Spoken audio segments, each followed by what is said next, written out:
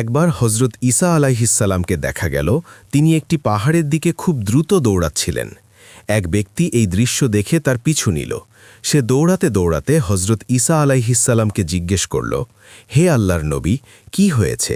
আপনার পেছনে তো কোনো সিংহ নেই, কোনো শত্রু নেই, কোনো ভয়ও নেই, তবে আপনি পাখির মতো এমন ঊর্ধ্বশ্বাসে দৌড়াচ্ছেন কেন?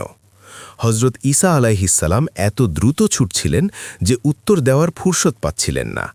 লোকটি নাছোড়বন্দা হয়ে ১-২ মাঠ দৌড়ে তার কাছে পৌঁছাল এবং জোর দিয়ে জিজ্ঞেস করল, আল্লাহর ওয়াস্তে একটু দাঁড়ান, আমার খুব জানতে ইচ্ছে করছে আপনি কার ভয়ে পালাচ্ছেন। তখন ঈসা আলাইহিসসালাম বললেন, আমি এক আহাম্মক, মূর্খ, নির্বোধ লোকের কাছ থেকে পালাচ্ছি। তুমি আমাকে বাধা দিও না, আমাকে পালাতে দাও, আমি নিজেকে বাঁচাতে চাই। লোকটি অবাক হয়ে বলল, আপনি কি সেই মসিহ নন, যার স্পর্শে অন্ধ ও বধির সুস্থ হয়ে যায়? ঈসা আলাইহিসসালাম বললেন, হ্যাঁ, আমি সেই। লোকটি বলল, আপনি কি সেই মহান ব্যক্তি নন, যিনি আল্লাহর দেওয়া ইসমে আজম পড়ে মৃত মানুষের ওপর ফুঁ দিলে সে জীবিত হয়ে সিংহের মতো লাফিয়ে ওঠে? ঈসা আলাইহিসসালাম বললেন, হ্যাঁ, তাও সত্য। তখন লোকটি বলল, তাহলে আপনার কিসের ভয়? যার হাতে আল্লাহর দেওয়া এমন অলৌকিক ক্ষমতা আছে, সে কেন একজন সাধারণ মূর্খ নির্বোধ লোককে ভয় পাবে? আপনি তো চাইলেই তাকে ঠিক করতে পারেন।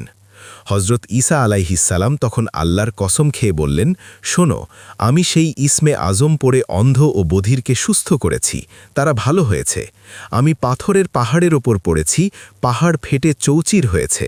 আমি মৃত লাশের ওপর পড়েছি, সে জীবিত হয়েছে। কিন্তু আমি হাজারবার সেই একই পবিত্র নাম একজন আহাম্মক বা মূর্খের ওপর ভালোবেসে পড়েছি, কিন্তু কোনো কাজ হয়নি। তার বোকামি একটুও কমেনি, সে পাথরের মতো শক্ত হয়ে রইল, সেখান থেকে কোনো ফসল ফলে না। লোকটি জিজ্ঞেস করল, এর কারণ কি? আল্লাহর নামের প্রভাব সব জায়গায় খাটল, কিন্তু মূর্খের বেলায় কেন খাটল না? হজরত ঈসা আলাইহিসসালাম বললেন, অন্ধত্ব বা বধিরতা হল আল্লাহর দেওয়া একটি পরীক্ষা। এসব রোগের ওপর মানুষের দয়া আসে এবং আল্লাহর নাম নিলে তা ভালো হয়। কিন্তু মূর্খতা বা নির্বুদ্ধিতা কোনো পরীক্ষা নয়, এটি হলো আল্লাহর গজব। মূর্খতা, নির্বুদ্ধিতা এমন এক রোগ যার কোনো ওষুধ নেই। এটি এমন এক দাগ যা আল্লাহ সিলমোহর করে দিয়েছেন, কোনো চিকিৎসাতেই এটি সারে না। আল্লামা রুমি রহিমাহুল্লাহ বলেন, ঈসা আলাইহিসসালাম যেমন মূর্খদের কাছ থেকে দূরে ছিলেন, ঠিক সেভাবে তুমিও মূর্খদের থেকে দূরে থেকো, কারণ মূর্খদের সঙ্গ মানুষের অনেক ক্ষতি করে, এমনকি রক্তও ঝরায়। বাতাস যেমন ধীরে ধীরে পানি শুষে নেয়, মূর্খরাও তেমনি ধীরে ধীরে তোমার ঈমান ও জ্ঞান শুষে নেবে। তারা তোমার অন্তরের উষ্ণতা কেড়ে নিয়ে তোমাকে পাথরের মতো ঠান্ডা ও অনুভূতিহীন করে দেবে।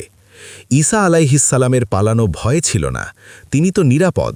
তিনি পালিয়েছিলেন আমাদের শিক্ষা দেওয়ার জন্য, যেন আমরাও মূর্খদের সঙ্গ থেকে বেঁচে থাকি। সূত্র: মসনবী, আল্লামা রুমি রহিমাহুল্লাহ।